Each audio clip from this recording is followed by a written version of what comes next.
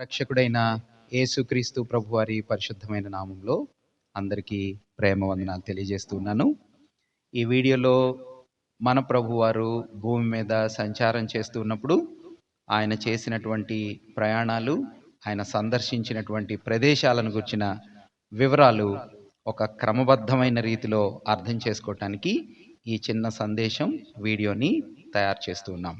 ప్రత్యేకంగా ఈ వివరాలన్నీ దేవుని వాక్య లేఖన భాగంలో సువార్తలలో ఉన్న సారాంశాన్ని ఒక సంగ్రహింపుగా, ఒక క్రోనలాజికల్గా మీకు అందచేయాలని ఈ ప్రయత్నాన్ని చేస్తూ ఉన్నాం. ప్రత్యేకంగా సువార్తలు 4.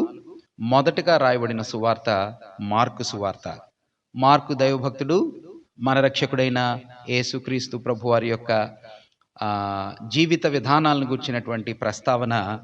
ప్రభువారి వయస్సు దగ్గర దగ్గర 30 సంవత్సరాలు ఉండగా ప్రభుని గుర్చినటువంటి పరిచయాన్ని తన లేఖన భాగంలో లేక సువార్తలలో పరిచయం చేయటాన్ని మనం చూస్తాం.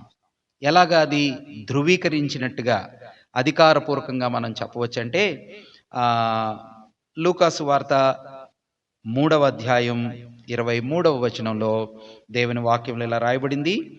యేసు బోధింప మొదలుపెట్టినప్పుడు ఆయన దాదాపు 30 ఏండ్ల ఈడు కలవాడు అని ప్రస్తావించబడింది. అంటే ప్రభు బోధించడం మొదలుపెట్టినప్పుడు ఆయన 30 సంవత్సరాల వయస్సు కలవాడు అనే సత్యం భక్తుడైన లూకా మనకు తెలియజేస్తున్నాడు. బోధించటం మొదలుపెట్టింది ఎప్పుడు? ఆయన బాప్తీసం తీసుకున్నప్పుడు.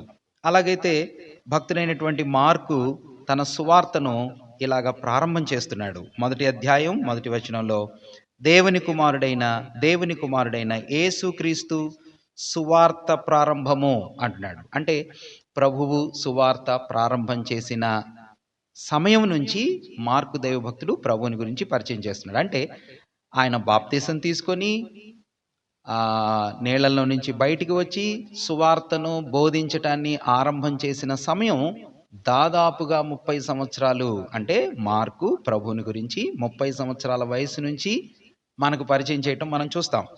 మరి భక్తుడైనటువంటి మత్తయి తన సువార్తల్లో ప్రభువుని గురించి ఏ సమయం నుంచి పరిచయం చేస్తున్నాడంటే, భక్తుడైన మత్తయి సువార్త 1వ అధ్యాయం 1వ వచనంలో అబ్రహాము కుమారుడగు దావీదు కుమారుడైన యేసుక్రీస్తు వంశావళి ప్రభు యొక్క వెనక తరాలను గురించి పరిచయం చేస్తున్నప్పుడు భక్తుడైనటువంటి మత్తయి ప్రభువు అబ్రహామునకు చెందినవాడు, అబ్రహాము కుటుంబము నుంచి ఆయన ప్రస్తావనను, ఆయన సంబంధాన్ని మనం కలిపి కనెక్ట్ చేసి చెప్పవచ్చు అనే సత్యం మనం గ్రహించగలం. మార్కేమో 30 సంవత్సరాల జీవితం నుంచి పరిచయం చేశారు. మత్తయి భక్తుడేమో మూల పురుషుడైనటువంటి అబ్రహాము, యూదులకు ప్రపంచంలో అనేక తరాలకు మూల పురుషుడిగా ప్రస్తావించబడిన అబ్రహాము నుంచి ప్రభు యొక్క సంబంధాన్ని పరిచయం చేశాడు. అలాగైతే మరి భక్తుడైన లూకా ప్రభుని గురించినటువంటి పరిచయం ఎక్కడి నుంచి చేశారు అంటే 3వ అధ్యాయం లూకా సువార్త 3వ అధ్యాయం 23వ వచనం నుండి 38వ వచనం వరకు మనం ధ్యానం చేస్తే ప్రభుని గుర్చినటువంటి పరిచయం దాదాపుగా ఆదాము దగ్గర నుంచి, మనుష్య కుమారుడు మొదటి పురుషుడైనటువంటి ఆదాము నుంచి, అబ్రహాము కంటే వెనక తరంలో ఆదాము దగ్గర నుంచి ప్రభువును గుర్చినటువంటి సంబంధాన్ని, ఆ పరిచయాన్ని భక్తుడైన లూకా చేస్తున్నాడు. అంటే మార్కు 30 సంవత్సరాల నుంచి, మత్తయి అబ్రహాము దగ్గర నుంచి, లూకా ఆదాము దైవ భక్తుల దగ్గర నుంచి ప్రభు యొక్క సంబంధాన్ని, కుటుంబాన్ని, వంశావళిని ప్రస్తావించడాన్ని మనం చూస్తున్నాం.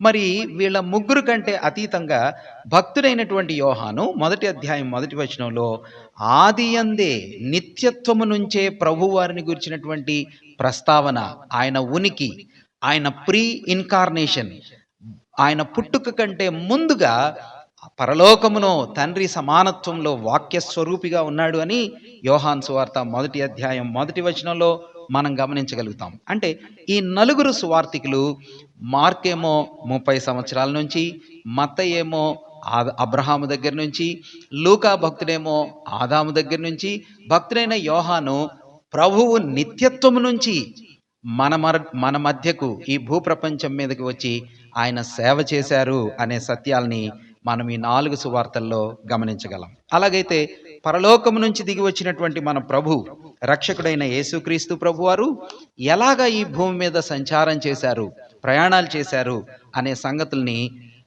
క్లుప్తంగా మనం అర్థం చేసుకోవటానికి ప్రయత్నం చేద్దాం.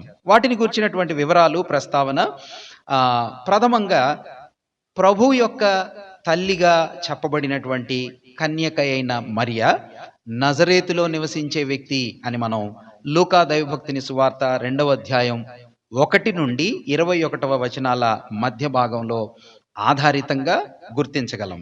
ప్రభు వారి యొక్క తల్లి కన్యక అయిన మరియ, తర్వాత ప్రభు యొక్క తండ్రిగా మరియ దైవభక్తురాలకు ప్రదానం చేయబడినటువంటి యోసేపు కూడా నజరేతు అనే స్థలానికి చెందినవారు. ఈ నజరేతు అనే స్థలం ఇశ్రాయేలు దేశంలో ఉత్తర భాగంలో గలిలయ సముద్ర తీర ప్రాంతంలో ఉంటుంది.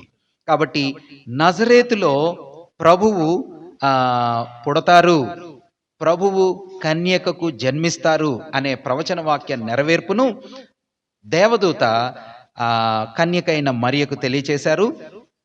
వారు అక్కడ ఉంటూ ఉండగా కైసరు ఔగుస్తు, అగస్టస్ సీజర్ అనే చక్రవర్తి, ఆయన ఆదేశాల మేరకు కన్యకైన మరియ గర్భవతిగా ఉన్నారు. భక్తుడైన యోసేపు ఆమెకు సహాయకుడుగా ఉన్నారు. వారిద్దరూ తమ వంతులో తమ వంశము యొక్క పేర్లను వాళ్ళ సొంత ఊరిలో రాయించడం కొరకు ఉత్తరం వైపు ఉన్న నజరేతు నుంచి బయలుదేరి దక్షిణం వైపు ఉన్నటువంటి బెత్లెహేమునకు వారు బయలుదేరి వచ్చారు అనే సత్యాన్ని మనం గమనిస్తాం. ఈ జనసంఖ్య రాయటానికి లేక జనాభా లెక్కలో పేర్లను రాయించుకోవటానికి ప్రజలందరూ అలాగా వచ్చారు. కాబట్టి బెత్లెహేములో లేకపోతే యెరూషలేము ప్రాంత పరిసరాలలో అనేక మంది ఎక్కువ జన సమూహాలుగా పేర్లు రాయించుకోవటానికి వచ్చారు. కాబట్టి ఎక్కడా సత్రాలు కానీ ఉండటానికి స్థలాలు కానీ అనుకూలంగా లేని కారణంగా నిండు చూలాలతో ఉన్న మరియ, భక్తురాలైనటువంటి మరియ, ఆమె ప్రసవ కాలం సమీపించటం కారణంగా బెత్లెహేములోనే ఆమె ప్రసవించటం, ప్రభువు జన్మించటం, ఎక్కడ ఉండటానికి వారికి స్థలము దొరకనందున ప్రభువుని పశువుల పాకలో పరుండబెట్టడం అనే సత్యాల్ని మనం ఈ లేఖన వాక్య భాగాల్లో అర్థం చేసుకోవచ్చు. ప్రభువు బెత్లెహేములో పుట్టాడు కాబట్టి వారు 8వ రోజున ధర్మశాస్త్ర నియమ ఆచారాల ప్రకారంగా బెత్లెహేము నుండి 8 దినముల శిశువు అయినటువంటి ప్రభుని వారు మోసుకుంటూ యెరూషలేమునకు వెళ్ళారు.